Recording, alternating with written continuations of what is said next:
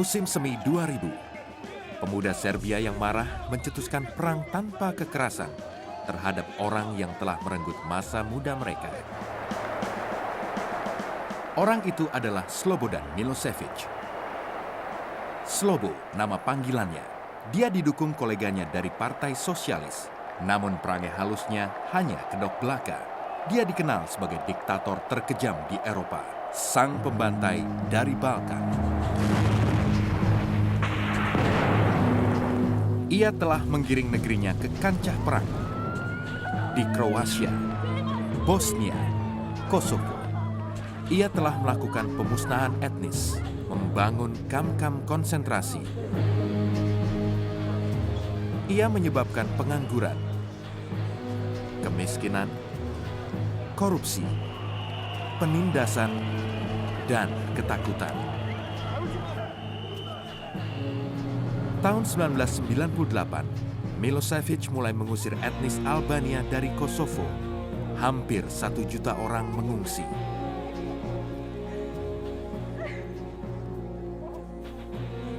Kemarahan pihak Barat karena pembantaian rakyat sipil di awal 1999 menyebabkan serangan bom besar-besaran oleh NATO. Hujan bom selama 78 hari menelan biaya $3 miliar. Penderitaan bersama membuat rakyat Serbia bersatu mendukung Milošević.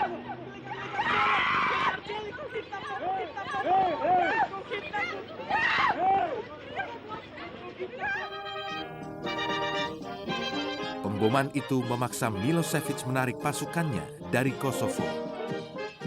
Tapi ia tetap menantang, mengaku tak gentar menghadapi serangan NATO.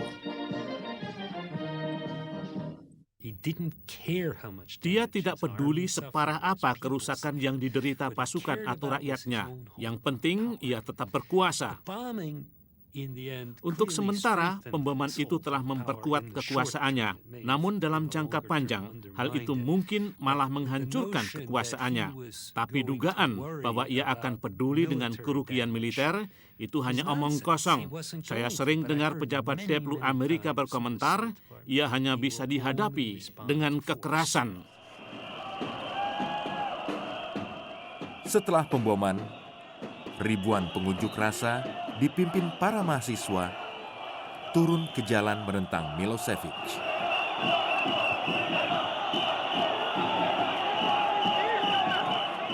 Pasukan keamanan dengan mudah mengatasi mereka.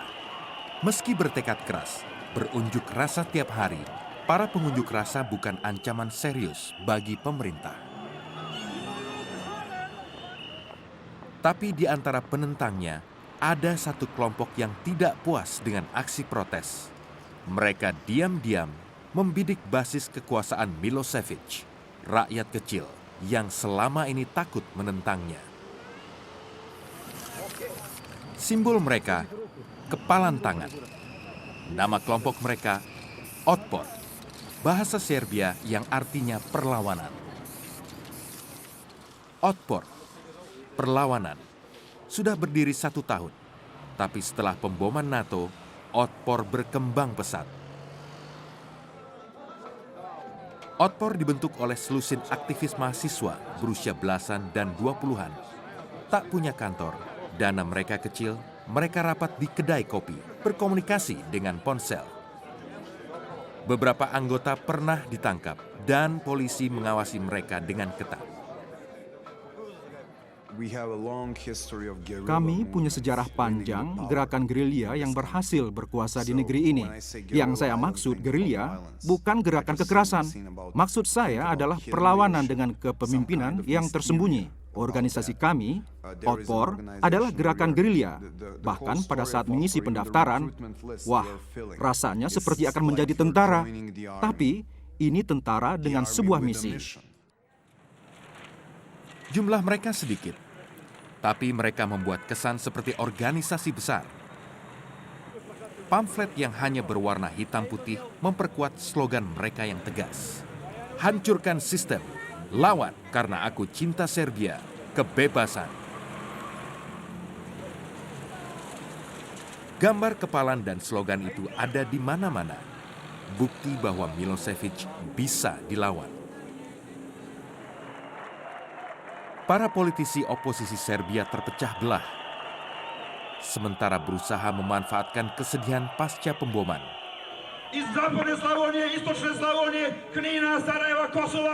Zoran Djindjic memimpin partai paling terorganisir, tapi ada puluhan partai politik dan rakyat Serbia sudah tidak percaya politikus. Ada banyak orang di Serbia yang akan berkata, semua pemimpin politik jahat. Aku tidak percaya siapapun. Aku tidak percaya Djindjic atau Kostunica maupun Draskovic. Aku tidak percaya siapapun. Dan itulah salah satu sumber kesuksesan Milosevic untuk sekian lama. Karena banyak orang akan berkata, oke, kalau bukan Milosevic, siapa lagi? Siapa? Dan pemuda-pemudi dari Otpor berkata, tidak, kesempatan Milosevic sudah habis. Itu penting. Para aktivis Otpor menegaskan mereka tidak mencalonkan diri. Untuk mempertahankan kebebasan bertindak serta citra jujur dan bersih mereka, Otpor menolak bersekutu dengan partai politik Serbia manapun. Tapi mereka tidak ragu menerima bantuan dari luar negeri.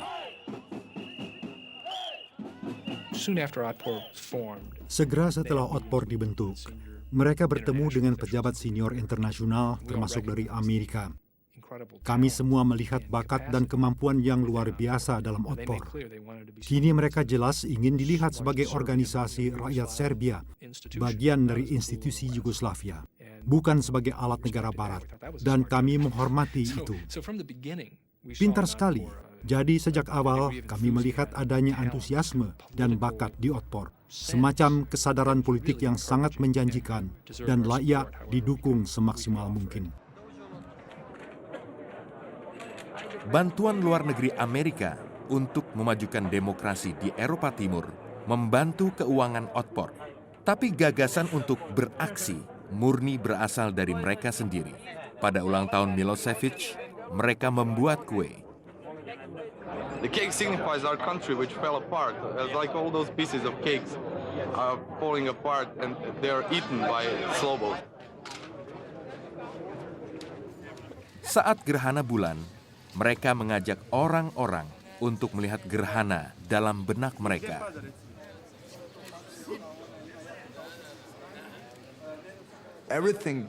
Semua yang kami buat harus ada unsur humornya, karena jika tidak, pasti akan gagal. Anda harus tampilkan humor itu. Lalu, saya buat lagi lelucon yang lain. Aksi yang lain, pesan positif yang lain, untuk masyarakat yang lebih luas. Begitulah cara kami mendapat perhatian dari masyarakat. Publikasi di kalangan rakyat kecil itu sangat penting.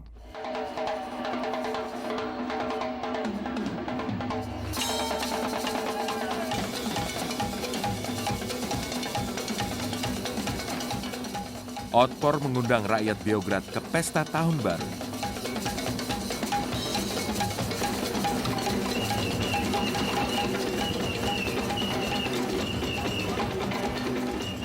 Rezim menentang apresiasi musik rock.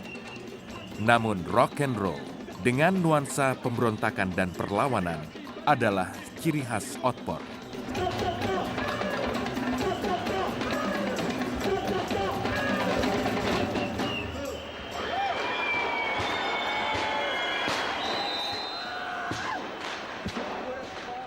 Tengah malam, tak ada perayaan seperti lazimnya.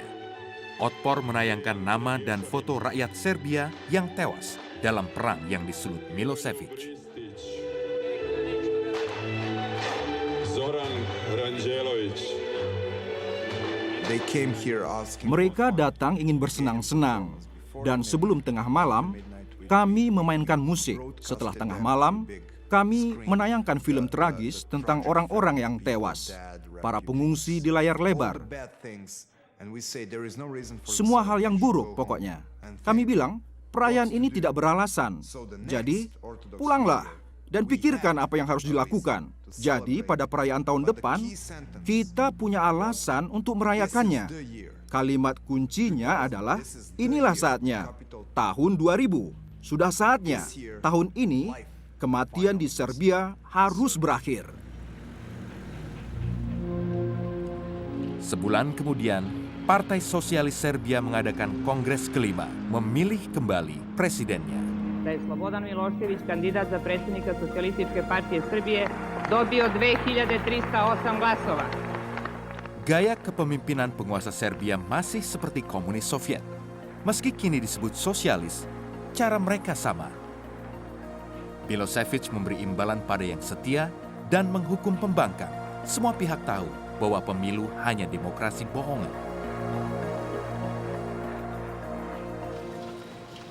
Malam itu juga, di tempat lain, Otpor mementaskan parodi dari aksi simbolis sosialis, disebut sebagai Kongres Otpor pertama. Pemimpin partai oposisi besar tertarik pada pertemuan nasional pertama Otpor, dan beberapa wartawan menempuh resiko, dituduh mempublikasikan organisasi ilegal. Reci mi, da li je to izraz možda neke sve veće militarizacije Otpora? Ne, to mi samo time želimo da pokažemo koliko smo ozbiljni i da nećemo odstupiti od svojih zahteva. Znači, najozbiljniji smo mogući i naše ćemo zahteve pokušati da izguramo na sve moguće mirne načine. Samo to da simboliše i naše jedinstvo. Samim tim što smo postali najproganjanija politička grupacija u Srbiji, samim tim te sile priznale su da je Otpor i sam postao sila.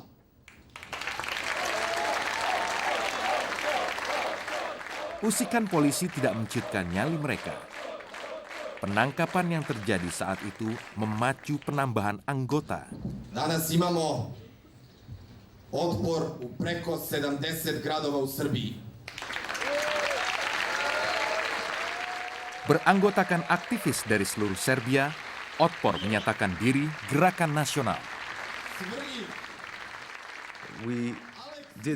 Kami melakukan segala hal layaknya sebuah gerakan besar. Kami membentuk kongres yang mencakup seluruh Serbia, dan setelah kongres kami benar-benar mencakup seluruh Serbia. Kami berkata, kami adalah gerakan rakyat, walau hanya sekumpulan mahasiswa. Tetapi setelah itu kami benar-benar jadi gerakan rakyat, dan semua datang ke kami. Strategi perekrutan Otpor dengan lambang kepalan tangan dan penampilan keras, walau sebenarnya tidaklah mengancam, adalah usaha untuk menarik perhatian. Ja sam huligan i uličar, što noću ide po zemlji čitulja i uznemirava javnost lepeći plakate Otpor jer volim Srbiju. Ja sam narkoman, uživam u slobodi i svakog dana mi je treba sve više i sve više želim. Ja sam izdajnik. Antusiasme mereka sangat besar. Keinginan mereka untuk melakukan sesuatu sungguh luar biasa. Tetapi ada petinggi yang khawatir akan hal itu. Maksudku, apa mereka benar-benar mau mendukung aktivis mahasiswa yang memiliki lambang kepalan tangan? Bagi pemerintah Amerika, sepertinya itu sudah berlebihan. Berkat para pemimpin Otpor, mereka akhirnya bisa diyakinkan bahwa itu ide yang bagus. Dan jika Anda bicara pada pemuda Otpor, Anda akan tahu bahwa mereka tidak gila. Mereka adalah orang yang ingin bebas.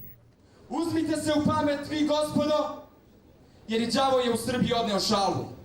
Prekinite sa nasiljem, prekinite sa progonima, prekinite sa represijom, prekinite sa državnim terorizmom.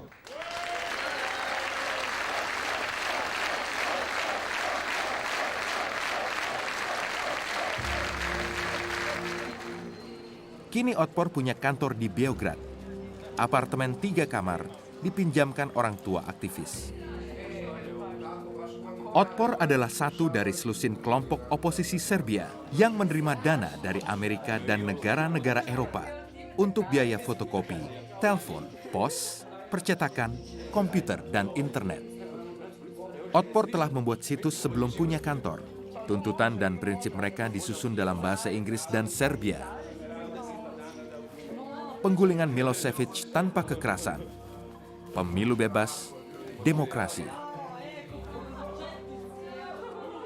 Agenda Otpor murni internal. Tapi bukan rahasia bahwa dana dari Amerika dan Eropa membantu mereka menyebarkan pesan. Akhir musim dingin, pendanaan dari luar negeri membuat Otpor rentan. Namun saat Milošević berkata bahwa Otpor boneka Amerika, mereka tahu mereka berhasil. Terkadang rakyat Serbia tidak suka melakukan sesuatu secara terbuka, bisa dimengerti. Tetapi ada perbedaan besar antara hal itu dengan program rahasia. Semua ini bukan program rahasia, melainkan program terbuka, dan bukan ditujukan untuk menggulingkan Milošević, tapi untuk membangun unsur masyarakat yang demokratis. Otpor tidak hanya menerima dana dari luar. Institut Republikan Internasional di Washington merekomendasikan buku-buku strategi anti kekerasan karangan cendekiawan Amerika, Gene Sharp, dan agar kolega Sharp, seorang purnawirawan Angkatan Darat, berbicara dalam sebuah seminar Otpor. Saya jelaskan bahwa ini adalah bentuk peperangan. Semua ini seperti format perang. Jadi kita harus berpikir seperti akan perang. Kalau Anda memutuskan untuk menerima perlawanan tanpa kekerasan, prinsipnya sama dengan perang. Ada sasaran, ada massa untuk membangun kekuatan bersama. Dan Anda tidak mungkin menang kalau jadi pihak yang bertahan.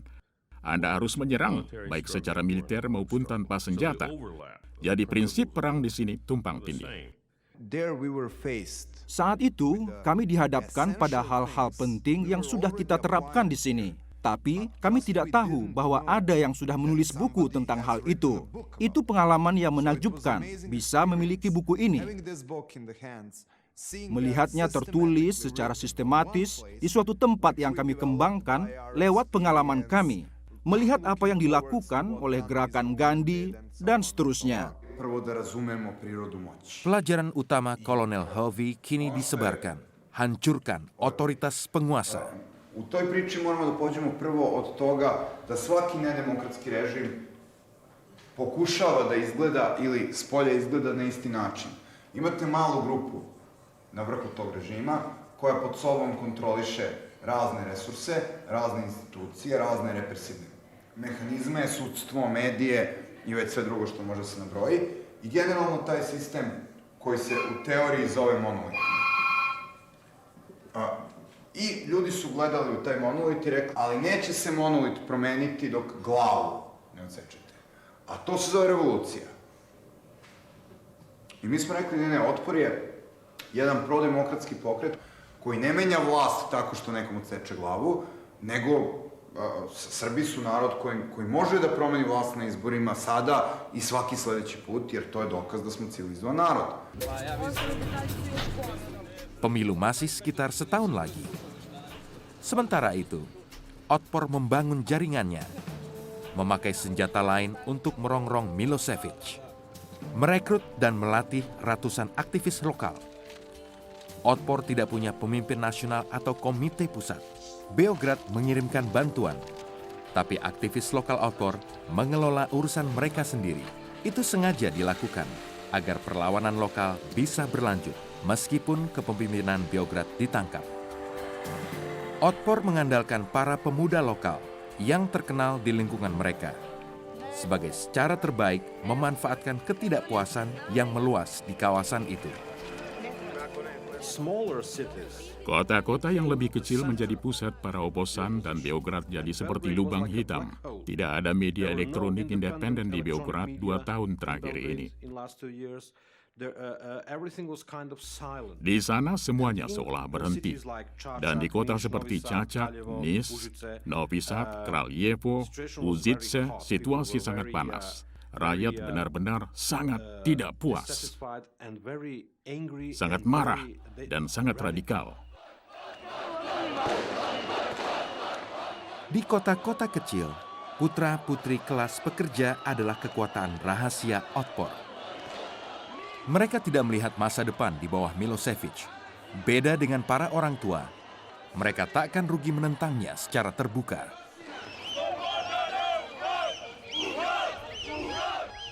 Saat Otpor melakukan mobilisasi dari kota ke kota, rezim Milošević menghadapi dilema, melanjutkan penindasan berskala kecil atau menyerang habis-habisan.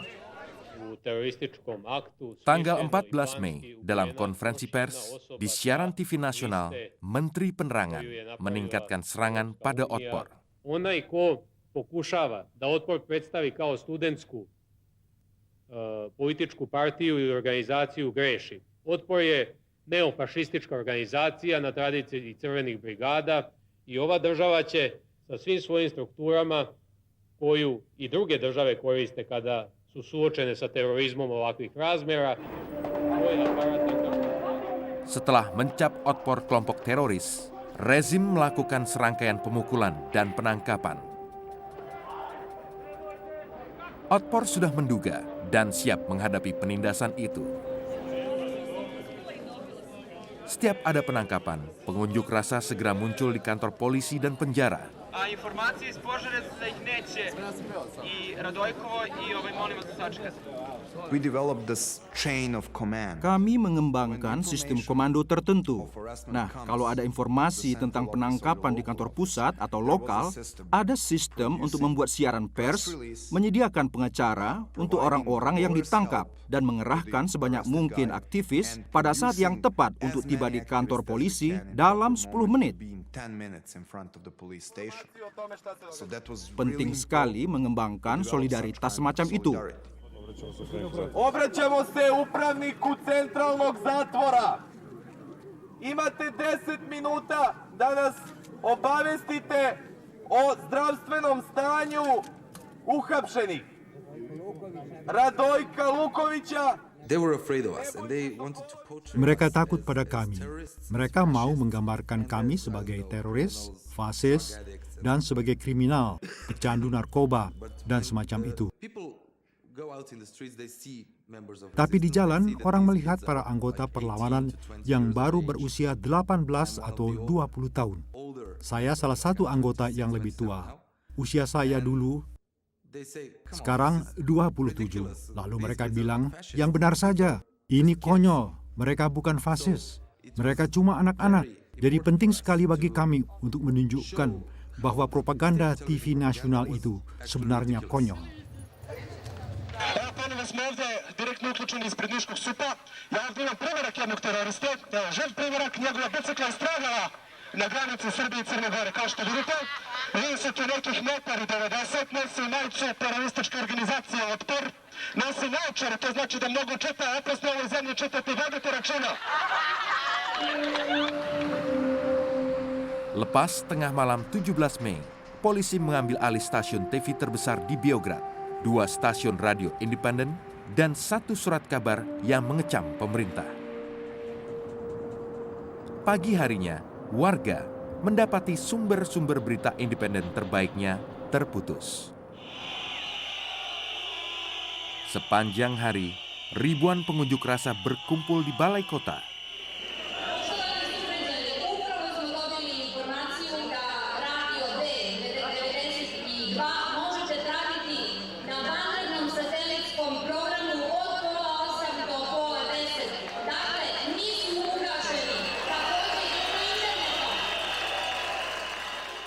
Dengan perkembangan terakhir ini, Milošević telah membangkitkan ribuan orang yang belum pernah ikut dalam protes politik. Sepanjang hari, sepanjang malam, keesokan hari dan malam-malam selanjutnya, protes terus berlanjut. Pukul 10, pemerintah tak tahan lagi.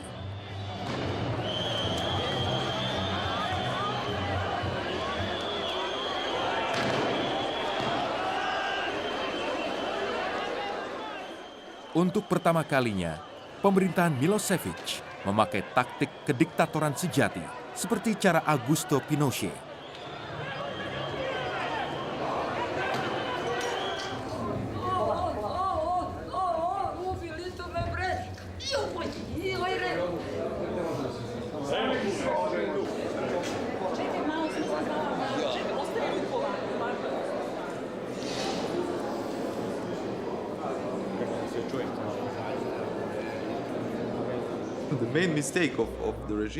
Kesalahan utama pemerintah adalah mereka menambah jajaran orang-orang yang tertindas. Akibatnya, represi mereka itu justru merugikan karena menjadi seperti hukum Newton ketiga tentang aksi dan reaksi. Jika penindasan ditingkatkan, perlawanan juga meningkat.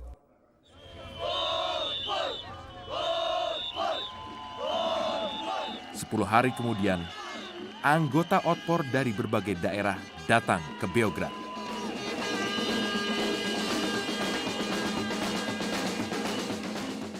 Mereka datang untuk menekan para pemimpin politik oposisi Serbia supaya berhenti bertikai dan bekerja sama melawan Milosevic.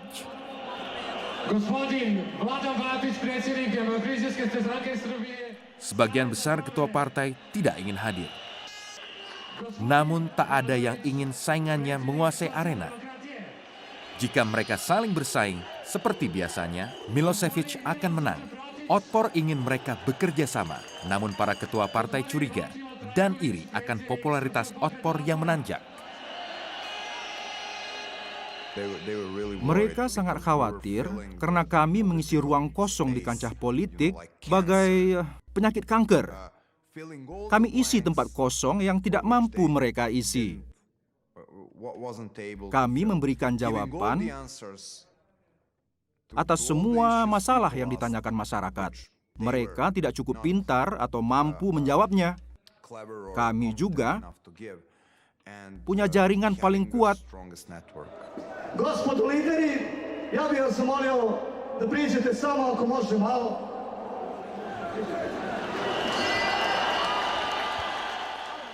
Keengganan mereka menyentuh bendera Otpor yang terkesan arogan itu menunjukkan keengganan mereka bekerja sama melawan Milosevic dalam pemilu tahun depan.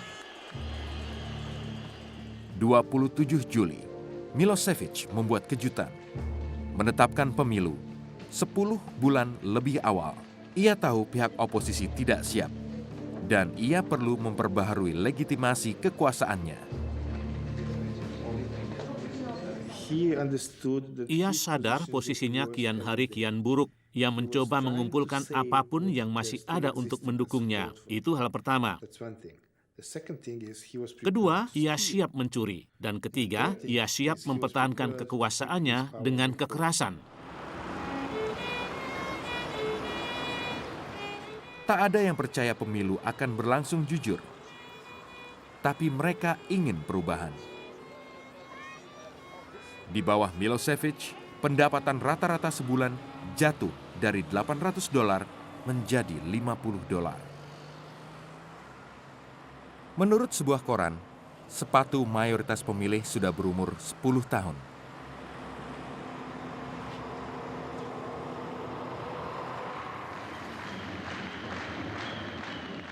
Tanggal 1 September, pihak oposisi Serbia membentuk koalisi baru guna melawan Milosevic. Kelompok pro-demokrasi seperti Otpor yang memintanya. Amerika dan Eropa hanya mau membantu jika mereka bekerja sama. Mereka menamakannya Oposisi Demokrat Serbia atau DOS. DOS terdiri dari 18 partai yang akan mendukung capres tunggal, yang nyaris tak dikenal di luar elit politik Beograd.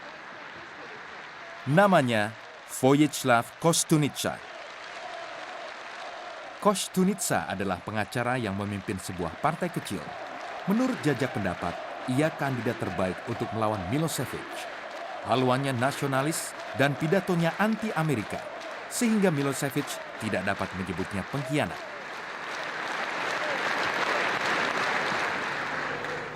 Da ću dati sve od sebe, da naša zemlja bude istinska domovina svih svojih građana. Srba, Crnogoraca, Mađara, Muslimana. Etnis minoritas Serbia akan menentukan dalam perebutan suara yang ketat itu. Albanaca, Hrvata i ostali.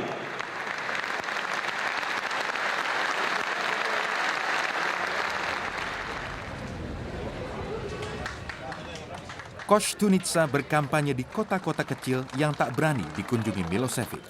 Ahli strategi DOS dibantu pengumpul suara dan penasihat politik Amerika yang berbasis di luar Serbia. Hasil jajak pendapat menunjukkan bahwa para pemilih sangat ingin punya alasan untuk tidak memilih Milošević dan untuk memiliki kehidupan yang lebih baik di Serbia. Jadi kami benar-benar memberitahu pimpinan partai bahwa mereka harus keluar dan bertatap muka dengan para pemilih. Misalnya bersalaman saat melewati pasar, melakukan kunjungan, menelpon.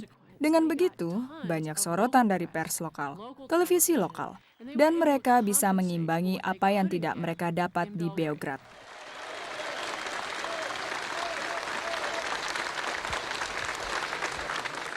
Sa njima šta imate? Srbiju po sankcijama, možda sa sutra nekim drugim bombama, Srbiju u kojoj će se njima presipati, a narodu neće biti, Srbiju u kojoj će državna televizija služiti za to da bude partijska televizija.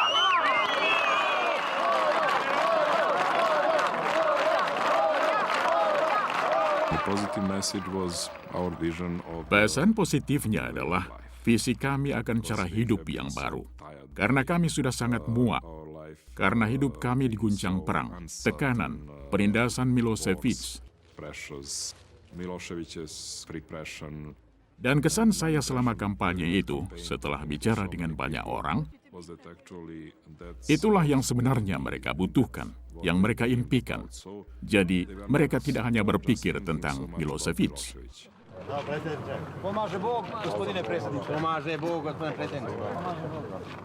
Koštunica menekankan pesan positif. Namun slogan paling menarik justru negatif, dibuat oleh Otpor. Gotov je, tamat riwayatnya.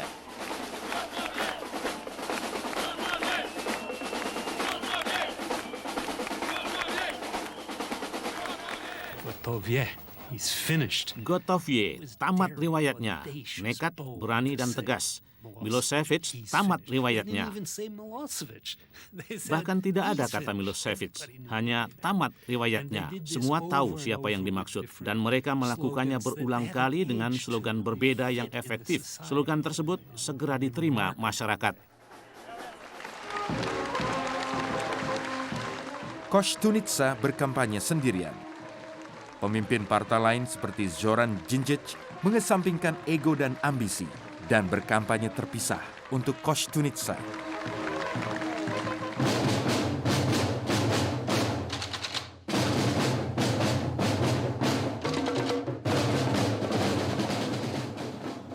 Para pemain drum melambangkan kelompok G17, sebuah komisi beranggotakan ekonom yang menyusun program kampanye DOS. Keuntungan beroposisi dalam kampanye ini adalah bahwa kampanye jadi tersebar. Otpor di satu sisi, organisasi non-pemerintah, G17+, partai-partai DOS, dan Koštunica. Ada 5 kampanye, jadi mereka tidak tahu siapa pemimpinnya. Jadi Milošević tidak tahu siapa yang harus diserang. Kampanye pertama Milošević dilakukan 2 minggu sebelum pemilu.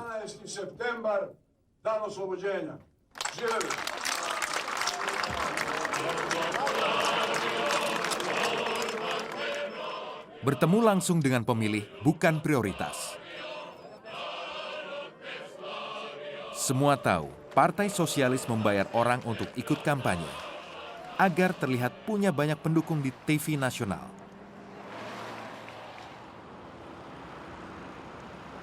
Di stasiun TV independen, kampanye pihak oposisi mendominasi. Ko uvek sme da vas pogleda u oči? Koštunica. Naravno. Već 10 godina pokušavam da skinem ovu fleku. Verujte mi, sve sam probala. Sada se pojavila nova mašina. Ona ima odličan program koji pouzdano, sigurno i nepovratno skida ovu i slične mrlje. Dozvolite mi...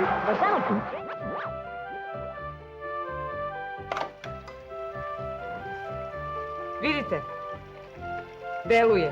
Konačno, gotov je.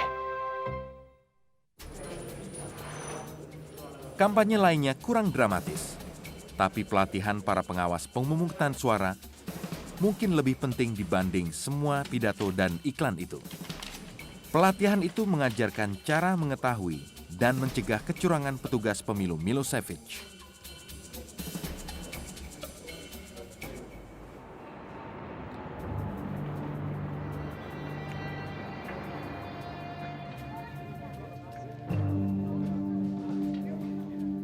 Saat pemilu tiba, pihak oposisi demokratis, kelompok yang mendorong masyarakat untuk memilih, Otpor, puluhan organisasi pro-demokrasi dan HAM, serta media independen bergabung dalam kampanye.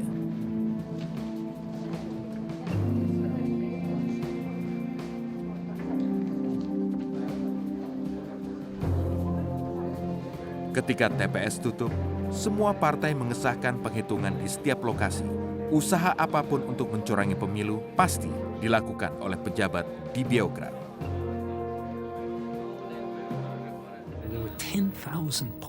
Ada 10.000 tempat pemungutan suara. Setidaknya perlu 30.000 orang untuk mengawasi 10.000 tempat. Apa mereka benar-benar bisa mengatur 30.000 orang? Bukan hanya itu saja. Bahkan mereka mampu menyampaikan hasil pemilu ke Beograd secepat mungkin. Jadi kalau ada kecurangan, mereka bisa menunjukkan angka-angka untuk membuktikannya. Jaringan email mengirim hasil tersebut ke pusat komputer.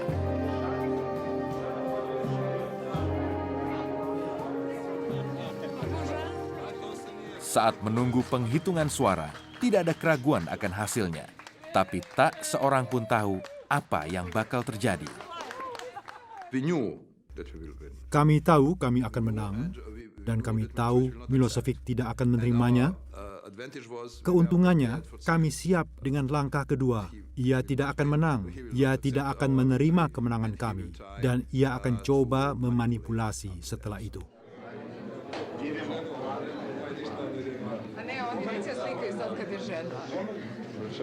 Di markas kampanye, selepas tengah malam, mereka menunggu sampai tabulasi selesai dicek ulang.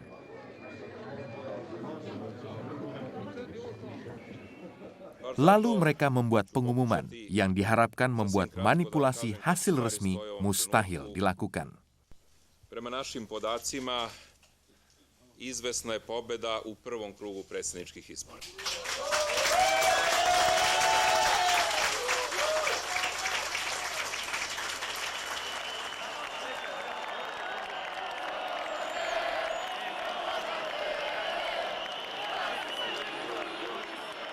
Tinggal satu pertanyaan, kapan atau apakah pemenangnya akan menjadi presiden?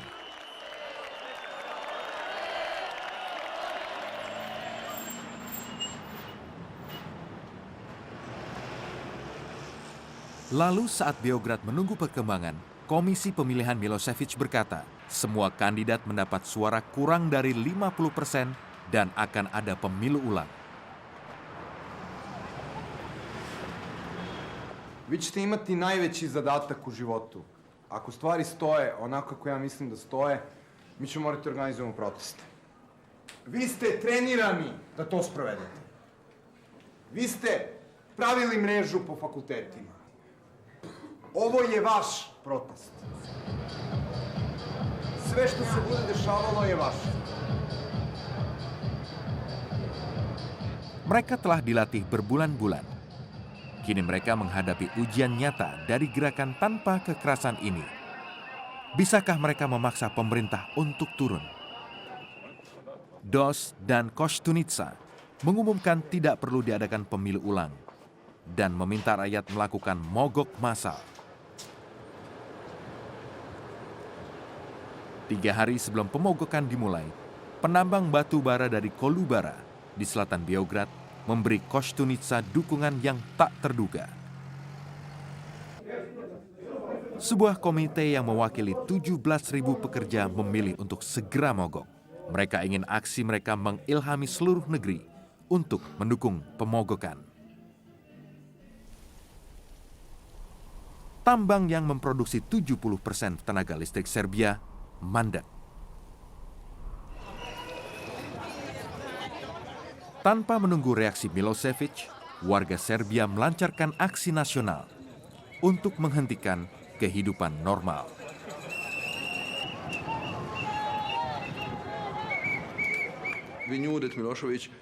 Kami tahu Milosevic hanya bisa melawan dengan dukungan polisi dan tentara. Kami tahu kalau kami bisa mempengaruhi polisi dan tentara di sekitarnya dan membuat mereka berpikir, haruskah mendukung Milosevic atau rakyat? Jadi, dia tidak bisa bertahan. Sangat penting bagi kami untuk menemukan simbol perlawanan nasional yang sangat luas ini dan menunjukkan pada polisi dan tentara, ini bukan hanya oposisi melawan pemerintah, tetapi rakyat melawan Milosevic. Saat polisi dan tentara mengepung penambang yang mogok, masyarakat menanggapi seruan untuk mendukung pemogok. Ribuan orang datang, tanda bagi polisi dan tentara riwayat Milosevic sudah tamat. Di kota-kota besar, supir taksi bergabung dalam blokade berjalan. Supir angkutan umum memarkir bis dan tram mereka menghalangi persimpangan besar.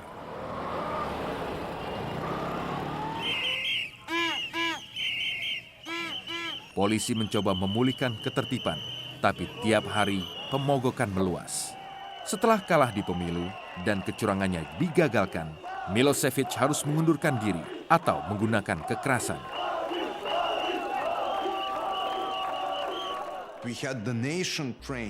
Bangsa ini sudah dilatih untuk tidak menyerang polisi, tidak memakai kekerasan. Karena pesan kami adalah tak ada perang antara polisi dan kami, bahwa kita bersama adalah korban dari sistem ini. Dan tidak ada alasan untuk berperang antara korban dengan korban.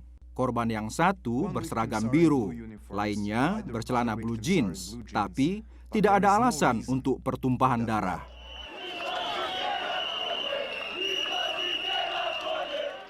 Dos dan pendukungnya marah dan gigih, tapi mereka juga sabar, bertekad menghindari pertumpahan darah dan perlahan meningkatkan aksi.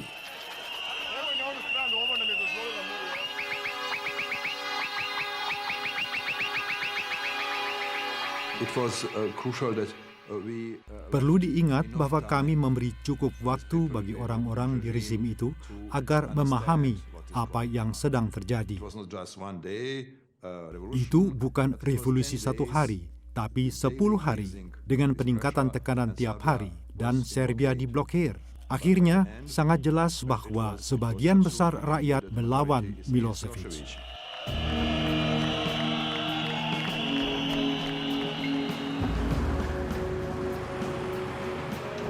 Sepuluh hari setelah pemilu, hampir tak ada orang di Beograd sadar perubahan segera terjadi.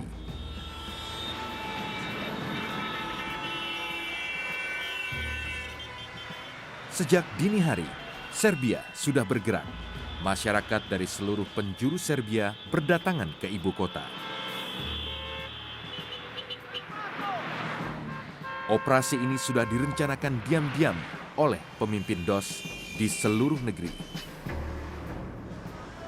Para pemimpin konvoi sudah siap menghadapi polisi. Mereka bahkan membawa bulldozer untuk menembus barikade jika perlu.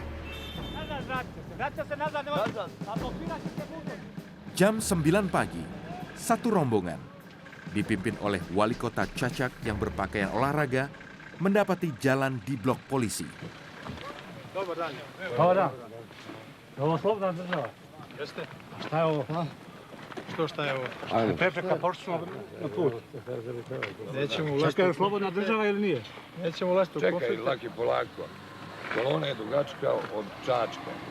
Pomerite kamione, nemate uopšte razloga. Ljudi, budite i vi pribrani. Jesmo pribrani, došli smo. Naređenje nam je tako, znači ja mogu malo da vam kažem. Znam. Juče smo... Vi shvatite mene. Dobro, ćemo li mi da preduzimo akciju da vi ništa se ne mešate? Vi ste vaše uradili pod naređenja, mi ćemo naš, znači nemoj samo Imate vidjeti da se šansu da nas se priključite, ljudi, I polomit će kamione bez veze. Recite im da ne lome kamione, znači nema nikakve intervencije, ništa. Kad dođe starešina, sačekajte, strpite se. Više svakog trenutka dolazi, dogovorite se. Jel može tako? Ne. Recite ljudima.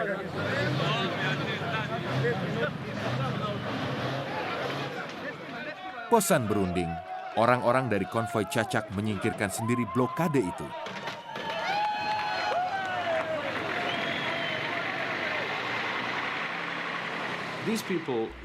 Orang-orang yang datang dari kota seperti Cacak atau Jitsa siap melakukan apa saja. Mereka bukan sekedar demonstran kota, seperti kebanyakan orang Beograd yang hanya turun ke jalan dan berteriak lalu pulang. Bukan, mereka datang untuk melakukan sesuatu dan mereka takkan pulang sebelum urusannya selesai.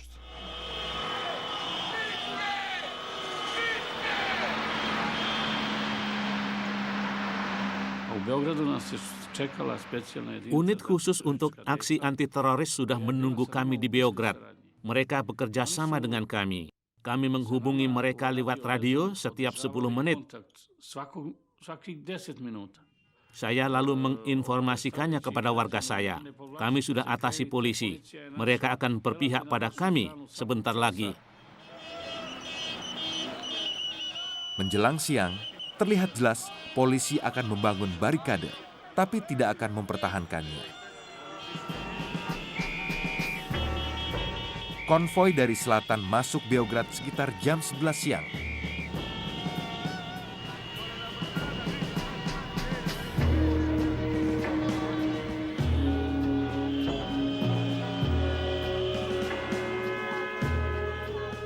Tempat pertemuan mereka adalah gedung Parlemen Federal.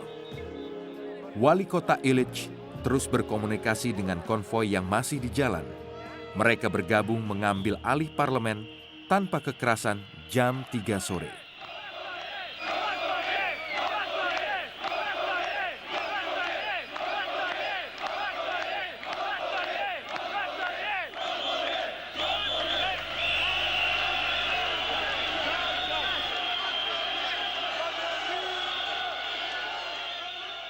Melalui jalur belakang, para komandan meyakinkan DOS bahwa polisi akan minggir, tapi tidak ada yang benar-benar yakin.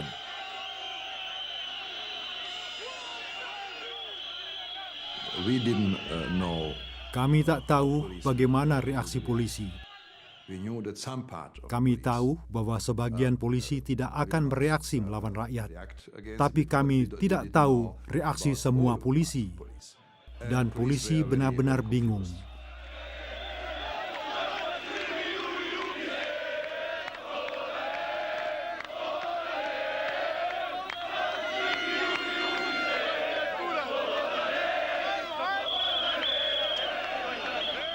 Rombongan Cacak yang tidak sabar maju sebelum konvoi lainnya tiba. Tapi mereka dengan mudah dipukul mundur.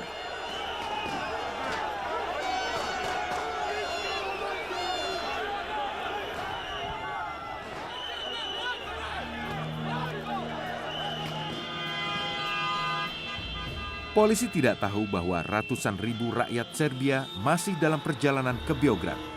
Para petani dan pekerja yang mendukung Otpor dan bertekad untuk menghentikan kecurangan pemilu.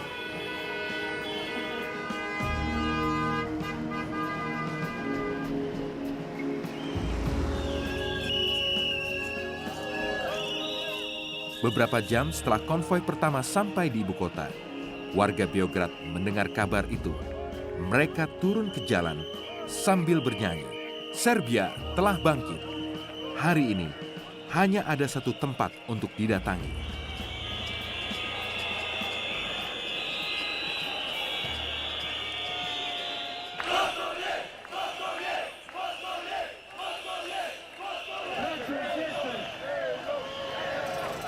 Nemojte gađati policiju. Policija će preći na stranu naroda. I nemojte izazivati incidente.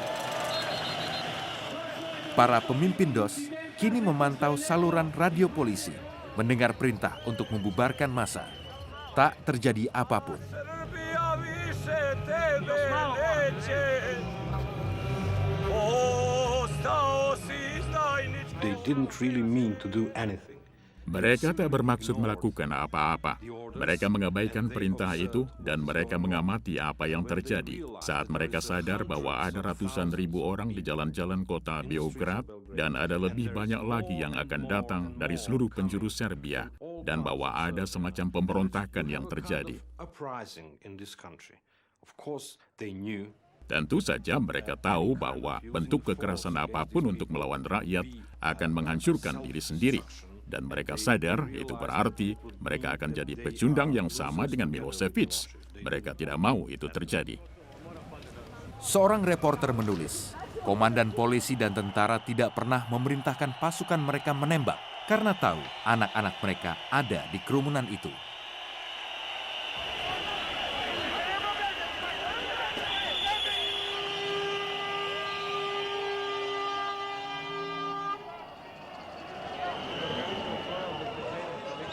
Di dalam gedung ditemukan ribuan kartu suara, sudah ditandai memilih Milosevic.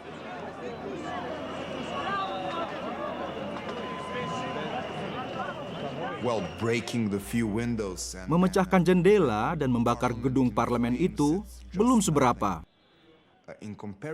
Dibandingkan dengan kejadian sebelumnya, apa yang dilakukan Milosevic, yang dilakukan negara-negara Balkan lainnya, yang dilakukan Amerika dengan bom-bomnya, yang kami lakukan ini cuma seperti permainan anak-anak.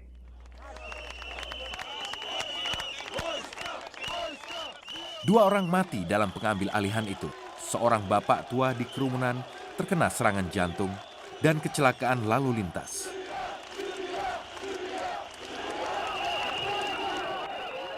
Milosevic tidak terlihat selama 2 hari, tapi ia sudah dipastikan tamat.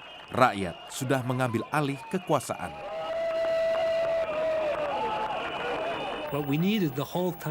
Yang kami perlukan selama ini bukan ancaman atau penggunaan kekerasan, tetapi ancaman untuk terus mempertahankan kekuasaan.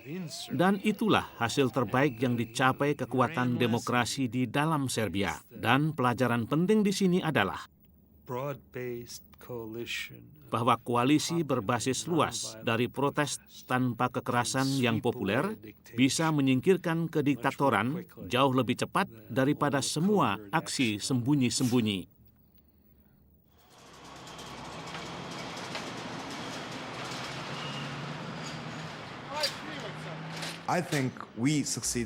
Saya rasa kami berhasil karena rasa cinta kami pada kehidupan lebih besar dari mereka. Biasanya orang seperti mereka adalah penyebar berita kematian. Kebencian mereka, propaganda mereka, bahasa mereka berbau seperti kematian.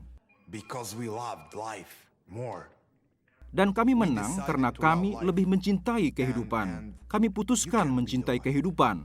Dan kami berkeinginan kuat untuk hidup. Nah, jadi inilah Otpor. Kami sekelompok pencinta kehidupan. Karena itulah kami berhasil.